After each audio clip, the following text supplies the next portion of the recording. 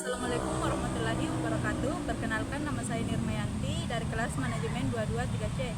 Di sini saya akan memaparkan tugas resume saya, yaitu tentang pengembangan sumber daya manusia. Pentingnya pengembangan sumber daya manusia. Pengembangan sumber daya manusia ini sangatlah penting dan membutuhkan dana yang besar dalam perusahaannya.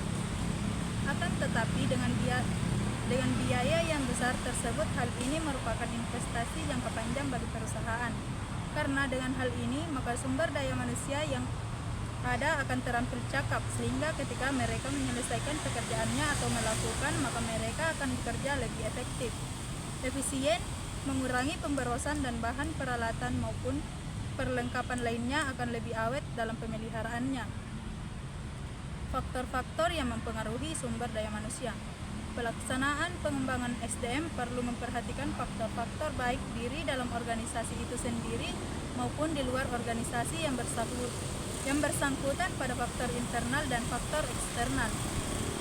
Di antara faktor-faktor tersebut adalah sebagai berikut. Yang pertama, faktor internal, dan yang kedua, faktor eksternal.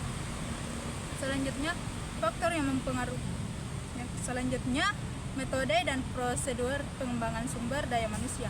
Menurut Hadafi 2005-73, pengembangan adalah suatu proses pendidikan jangka panjang yang mempergunakan prosedur sistematis dan terorganisasi, di mana karyawan manajerial mempelajari pengetahuan konseptual dan teoritis guna mencapai tujuan yang umum. Bentuk-bentuk pengembangan sumber daya manusia. Program pengembangan harus berprinsipkan pada peningkatan efektivitas dan efisiensi kerja pada masing-masing karyawan pada jabatannya. Program pengembangan suatu organisasi hendaknya diinformasikan secara terbuka kepada karyawan atau anggota supaya mereka mempersiapkan dirinya masing-masing.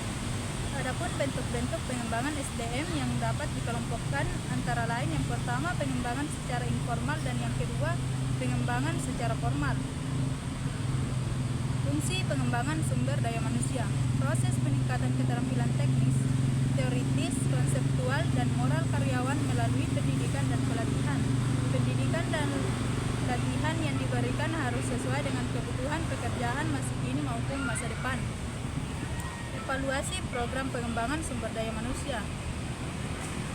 Tahap akhir proses dalam pengembangan sumber daya manusia adalah mengadakan evaluasi atas program yang dilaksanakan, mengukur sejauh mana efektivitas program telah dicapai. Mungkin demikian dari presentasi saya, lebih dan kurangnya mohon dimaafkan. Wabillahi taufiq wal hidayah. Sekian, wassalamualaikum warahmatullahi wabarakatuh.